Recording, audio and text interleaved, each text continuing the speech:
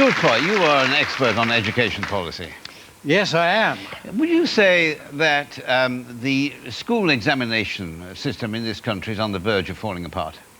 Well, it depends what you mean by verge. Well, it's just that the universities have been complaining that they're getting pupils from schools, some of them with very, very high graded A levels, and they can't read properly. Well, look, I'm sick and tired of hearing that our young people are not as clever as they used to be. Why don't we congratulate them for their dedication and hard work? Reading is only one aspect of an all-round education. Yes, but it's quite an important aspect, though, isn't it? Yes, but it's the sort of thing you can pick up when you get to university. The examination system is at fault. Well, of course, anything can be improved, yes. Naturally. And I'm glad to say that great steps have been taken in that direction. Such as what? Well, we're bringing the discipline of the market into this thing. One of the three National Examination Board, Edexcel, yes. Yes, have been taken over by Pearson Publishing. Just let me get this straight. One of the bodies which is responsible for setting and marking school exams nationally in this country is now a private company. Exactly. Isn't that rather odd? No. There are tremendous benefits. I mean, if a publisher owns an examination board, it has a big competitive advantage when it comes to producing textbooks. Yes. I can see the advantage to the publisher, but what about advantages to schools? Well, don't forget that schools in this country spend over £600 million a year on examinations. It's a big slice of their budget. So they want to see a return on their money. On their money, yes. So you're saying that virtually anybody could set up as an exam board and flog examinations to schools? Well, it's funny you should say that.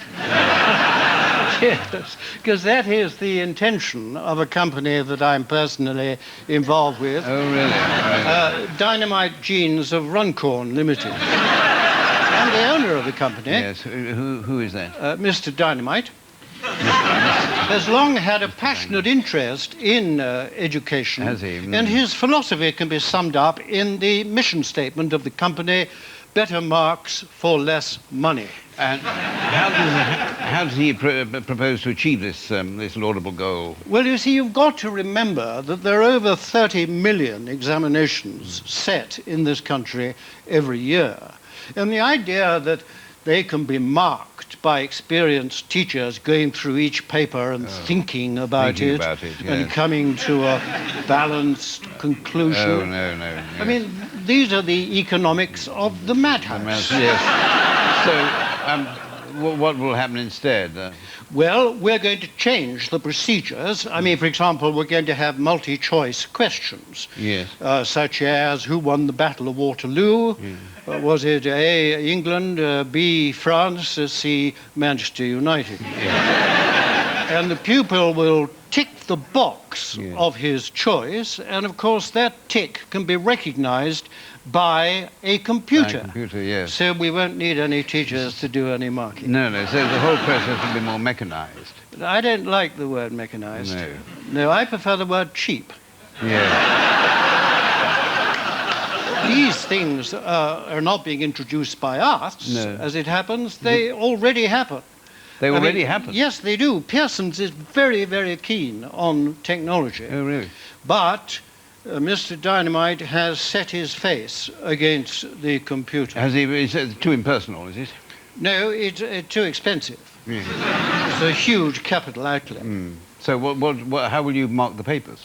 Well, we at Dynamite have the resources to do that because we have factories all over the world. Yes. You see? So our employees will be marking papers in between making pairs of jeans. Yes. Isn't there a danger in using unqualified people like this? Well, there is a precedent for that. Edexcel this year used their own secretarial staff to mark religious knowledge questions at GCSE. And, you know, it's not true that all our staff are unqualified, because a lot of people that make the jeans in our British factories are, in fact, university graduates. Really?